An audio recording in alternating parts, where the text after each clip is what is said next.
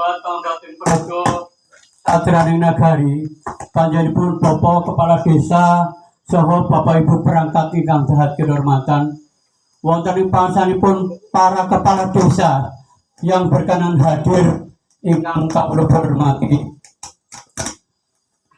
sagunging para tasya kakung Sumawana Putri ingkang dahat kehormatan wabil khusus dumateng keluarga almarhum sak kota ingkang dahat kawula tresnani kepareng kawula cumantaka wonten ngarsa panjenengan minangkani pamundutus derek pranata dicara bilih kawula kapulih matur minangka calanging basa saking Ibu Kasini dalah keluarga ageng. Jadi panjenenganipun boten kumawatur wonten ngarsa panjenengan sakawit sawet nandang sungkawaning manah inggih menika ketilaran ingkang garwa ingkang dahat pun tresnani. Kanthi punika mbok bilih mangkatur kawula namung sak derma wakil mbok kathah kawlintanipun kapareng kawula nyuwun pangapunten.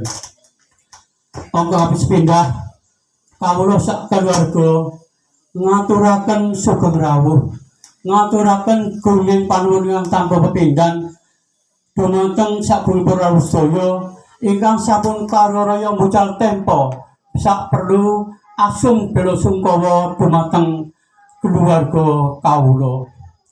Dene kecandhaipun mbok bilih wonten salah setunggaling priyantun sagunging para tasya ingkang boten saged pinanggihan secara langsung dumateng kawula sak keluarga kapareng kawula nyuwun pangapunten.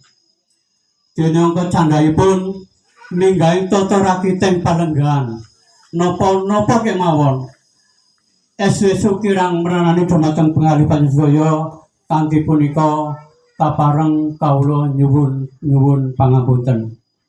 Dene kecandhaipun nalika gesangipun almarhum menika manungsa limrah mboten mungkin uwal saking dasa kalepatan.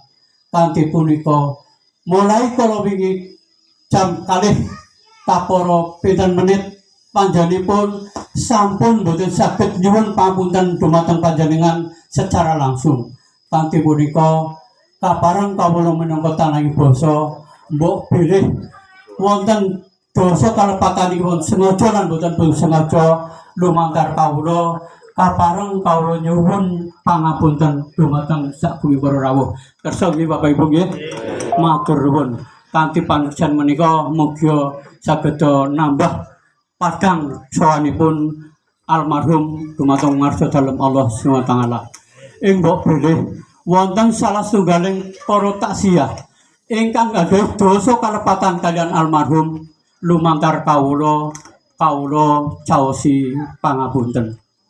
Dene kecandhaipun mbok bilih wonten carak-carak ing hak adam ingkang sampun kadhar wonten almarhum ingkang sakinten sampun pantes pun halalaken monggo kawula ngaturi ngalalaken kawula sak keluarga ngaturi